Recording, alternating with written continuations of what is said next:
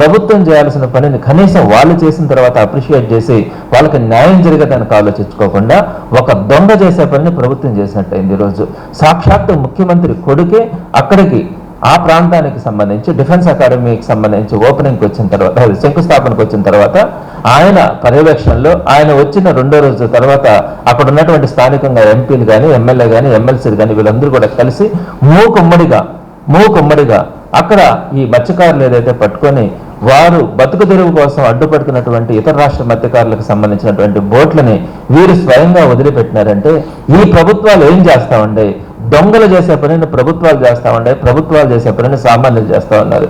ఈ రోజు దీనిని గమనించినటువంటి మత్స్యకారులు అసహించుకుంటా ఉంటే నిన్నటి రోజున జగన్మోహన్ రెడ్డి గారి ప్రోగ్రాంకి వేలాదిగా జనం కూడా రావడం జరిగింది. కావలి ప్రాంతం అంతా కూడా కిక్కిసిపోయింది. నిన్ననే గోవర్ధన్ రెడ్డి గారు కూడా ఇందాక కూడా చెప్పడం కూడా జరిగింది. లోకేష్ గారు ఒక టీడీపీ లీడర్ పెళ్లికి వస్తే అక్కడ ఉన్నటువంటి పరిస్థితి విధంగా ఉంది. ఒక యంగ్ జనరేషన్ అని, నెక్స్ట్ ఆయన కాబోయే ముఖ్యమంత్రి అని చెప్పుకుంటున్నటువంటి వ్యక్తి నిన్నటి రోజున ఆయన రావడం నెల్లూరు జిల్లాకి, అదే టైంలో మాజీ సీఎం జగన్మోహన్ రెడ్డి గారు రావడం కూడా జరిగింది.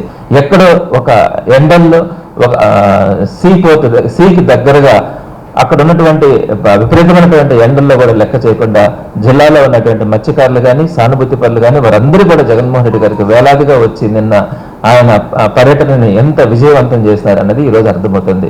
దీనిని బట్టి అర్థం చేసుకోవాలి, అన్ని వర్గాల్లో కూడా, ఒక వర్గం 2 వర్గాలని కాదు, ప్రతి వర్గంలో కూడా విసిగి వేసారిపోయినటువంటి సామాన్య ప్రజలందరూ కూడా మరలా జగన్మోహన్ రెడ్డి గారు రావాలా అన్నది ఈరోజు అందరిలో ఉన్నటువంటి ఆకాంక్ష.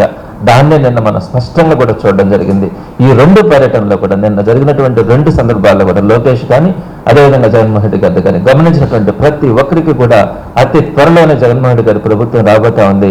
మరలా సామాన్యులకు అండగా ఆ ప్రభుత్వం ఉంటుందన్న ఆలోచన ఈరోజు అందరిలో కూడా కలగడం జరిగింది. ఈ సందర్భంగా అక్కడికి వచ్చినటువంటి ప్రతి ఒక్కరికి కూడా పేరు పేరున ధన్యవాదాలు, నమస్కారం తెలియజేస్తాను.